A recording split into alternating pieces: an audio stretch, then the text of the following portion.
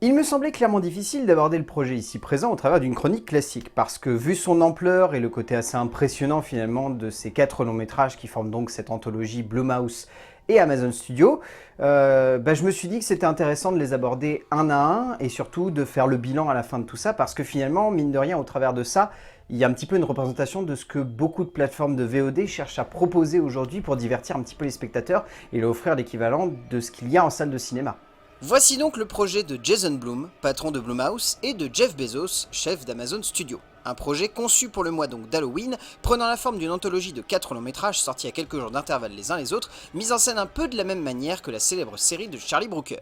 Pour le coup, il s'agit plus d'une œuvre cherchant à mettre en relief avant tout des concepts horrifiques très humains, les 4 longs métrages ne cherchant pas tant que cela à mettre en scène des concepts si horrifiques, mais plus à jouer sur des peurs très réalistes, et si ce n'est réaliste, profondément liés à des personnages, avant d'être liés à une idée de mise en scène de l'horreur. Un concept plutôt intéressant et accrocheur dans son genre, qui pourrait donner lieu à un projet aussi fascinant que finalement très simple, voire même possiblement un peu casse-gueule pour le spectateur non adepte du projet. Ne perdons pas plus de temps et abordons tout de suite le premier long métrage de cette anthologie.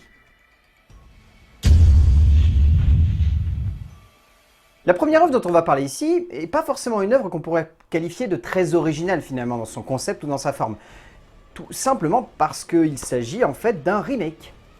Basé sur le script du long métrage de 2015 de Sebastian Coe, Vina Sud nous embarque dans une lourde quête, celle d'une vérité impossible à révéler, celle d'une jeune fille ayant commis l'irréparable, et de son père et sa mère qui vont chercher à la protéger, quitte à risquer leur fille, et surtout à ne pas réussir à eux se sortir de cette misère. Mise en scène avant tout comme un thriller, le long métrage est donc une plongée noire et sombre dans les méandres de la culpabilité pour une œuvre noire, mais avant tout un récit qui peut sonner comme un peu trop lisse et classique avant de réussir à nous toucher et à nous transporter de bout en bout, car franchement, j'avais beaucoup de mal dans les premières minutes, et ce n'est qu'à partir du deuxième acte, quand les parents commencent à chercher comment protéger leur fille, que j'ai commencé à rentrer dedans et à apprécier l'œuvre. En vérité, si on voulait aller jusqu'au bout de l'idée,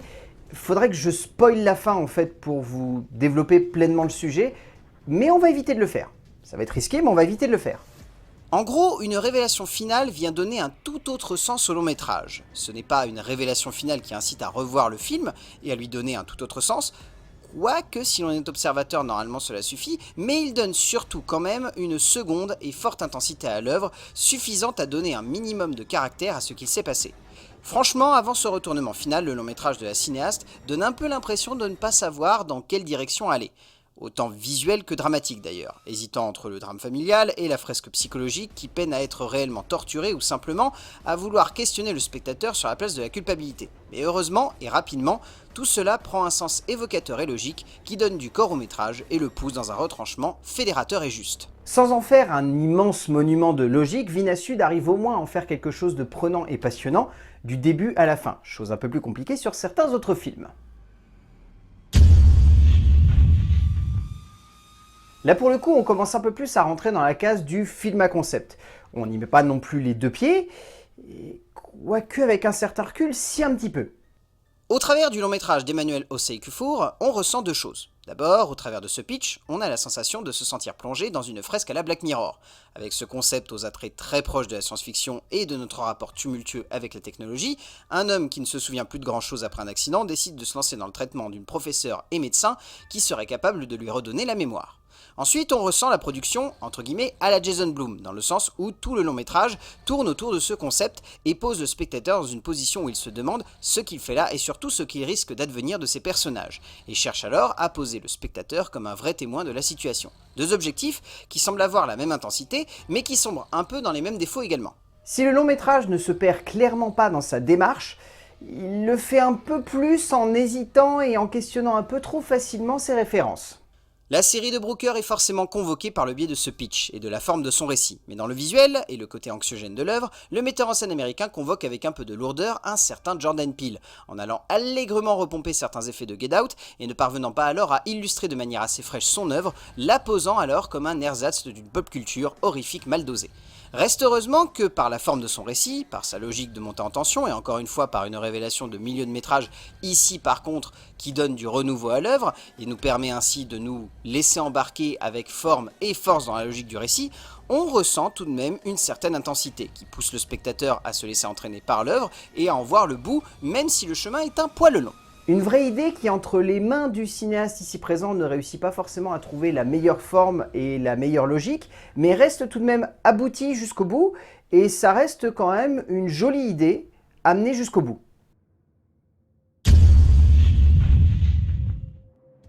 Bon là, on rentre dans la tranche un peu plus compliquée finalement de cette anthologie, parce que comme dans tout projet, il y a un moment où on pose une base. Ici, la base qui était souhaitée, c'était une vraie tension, du début à la fin. Il aurait fallu choisir un meilleur sujet pour ça. Ainsi, les deux auteurs indiens Elan et Rajiv Dasani nous embarquent dans une adaptation bien étrange d'un livre audio écrit par la scénariste Madhuri Shekhar qui ressemble au mix peu subtil entre une romance perverse et un drame fantastique un poil lourdingue, pour une œuvre qui sonne simplement comme une énorme maladresse. Nous comptons la rencontre amoureuse entre Pallavi et Sandeep, avec autour de cela une mère rongée par un passé qui lui bouffe la vie et lui laisse penser que cet homme qui veut séduire sa fille n'est pas celui qu'il paraît, donnant lieu à un métrage tout simplement extrêmement lourd, pas du tout subtil dans son traitement de son héroïne, ainsi que dans les retournements de situation, jouant une carte beaucoup trop vague de tout son long et ne tenant tout simplement pas ses promesses de base, soit celle de nous offrir un thriller intense et violent sur un lourd secret, mais qui devient simplement un vague fil rouge mal amené. En soi, l'œuvre n'est pas non plus ridicule ou foirée. Elle est mauvaise parce qu'en fait, elle ne cherche jamais pleinement à exploiter son concept de base. Les deux réalisateurs ne savent jamais comment mettre en scène leur sujet, se posant comme une fresque romantique dans son premier acte, avec tous les clichés qui vont avec, sans jamais donner l'impression qu'il y ait quoi que ce soit de suspect entourant ce personnage, nous laissant clairement face à un mur en termes d'émotion, puisque l'on ne sait pas du tout pourquoi on nous demande de croire en la parole de la mère. La mise en scène est extrêmement molle, le tout ne sonne jamais comme à la hauteur du pitch de base, laissant simplement le spectateur dans une position assez inconfortable, ou ne sait pas vraiment sur quel pied danser. Bref, au bout du compte, littéralement le long métrage se perd, pour un dernier acte qui a tendance à vouloir se la jouer thriller psychologique pour les nuls, sans compter ce plan de fin proche du ridicule, vu comment le film s'est placé. Bref, c'est clairement le gros talon d'Achille qui fait bien mal à toute cette anthologie et ça a tendance à bien plomber le tout.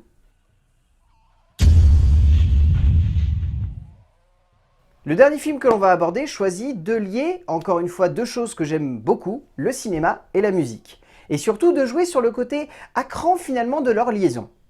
Zooquirk nous embarque dans un récit un peu trop galvaudé,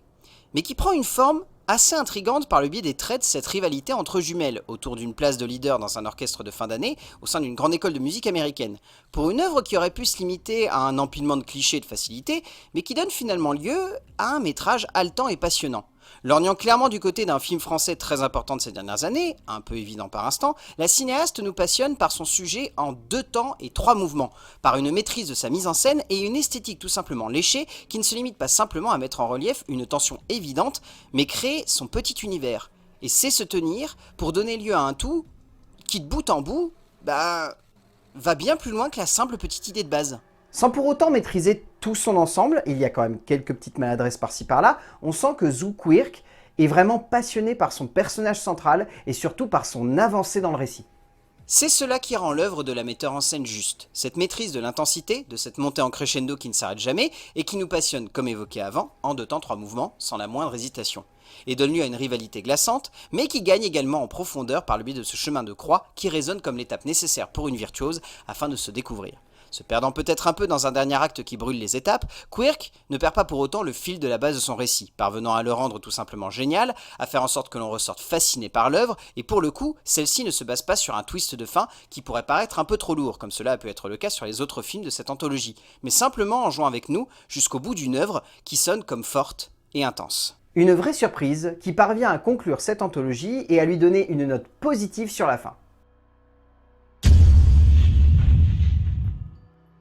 Blumhouse et Amazon ont tenté un pari très risqué ici, c'est de confier à des jeunes auteurs des projets d'envergure qui auraient potentiellement une visibilité assez grande. Et honnêtement, sur le papier, c'est une super idée et ça marche. Il est saisissant de voir que pour la plupart des auteurs aux commandes ici, il s'agisse de leur premier ou deuxième long métrage mis en scène, démontrant bien qu'au travers de ce projet, Amazon et Blumhouse ont voulu pousser de jeunes auteurs à proposer des projets, certains étant très ambitieux, d'autres se posant comme des remakes, et certains comme des œuvres originales. Et au fond, c'est cela qui rend le projet intéressant. Comme toute anthologie, certaines fausses notes viennent un peu donner l'impression qu'il y a encore des hésitations et que bien sûr, celles-ci auraient pu être corrigées assez facilement pour éviter que l'on tombe dans les ficelles un peu évidentes de certaines facilités du genre. Mais heureusement, ce n'est pas les facilités qui ressortent, ou les grossièretés, mais avant tout les qualités d'un tout qui résonne comme une prise de risque qui paye à la fin. Une prise de risque qui, malheureusement, comme souvent dans ce genre de cas, ne paye pas pour tous, ici c'est notamment le cas pour un, mais qui dans l'ensemble sonne comme quelque chose de cohérent par rapport à sa base, de prenant, de haletant, et qui flirte avec l'horreur sans pour autant mettre les deux pieds dedans, choisissant de mêler les genres. On aura du mal à dire que Evil Eye est une réussite. La faute à son concept loupé et un peu trop sirupeux qui ne prend pas, et qui surtout donne l'impression que tout cela est un peu vain. The Lie est un projet qui sonne comme une prise de risque drastique, qui ne paye que grâce à sa fin, mais qui prend alors une seconde lecture particulièrement jouissive, qui fonctionne assez bien notamment par la maîtrise de la mise en scène. Black Box est un concept, un pur, un vrai, comme ceux que Jason Blum affectionne, et le long métrage brille par le biais de cela, même si rapidement on peut avoir la sensation que le tout sonne comme lourd, et pas toujours subtil, mais l'idée est là. Et pour le coup, Nocturne est le projet abouti et passionnant qui ressort de cet ensemble, qui parvient à donner une vraie profondeur à son sujet et une ambition dingue à la mise en scène de la cinéaste. Au bout du compte, on sent qu'il y a des maladresses là-dedans. Qu'il y a des films qui marchent mieux que d'autres, qu'il y a des pitchs qui fonctionnent mieux que d'autres, que certaines idées originales ne fonctionnent pas tandis que celles qui ont une base qui n'est pas forcément originale réussissent mieux. Bref, on est sur un ensemble qui peut sembler un peu mi-figue, mi-raisin, mais qui, je pense, peut donner lieu à quelque chose de très intéressant au fur et à mesure des années. Donc au bout du compte, j'ai envie de voir ce que Welcome to the Blumhouse va potentiellement donner lieu dans les années à venir. Cette année-là, c'est l'année d'essai. Elle est intéressante. Elle a ses défauts, mais elle a surtout des qualités. Et on verra bien ce que les saisons suivantes nous donneront à nous mettre sous la dent. A plus!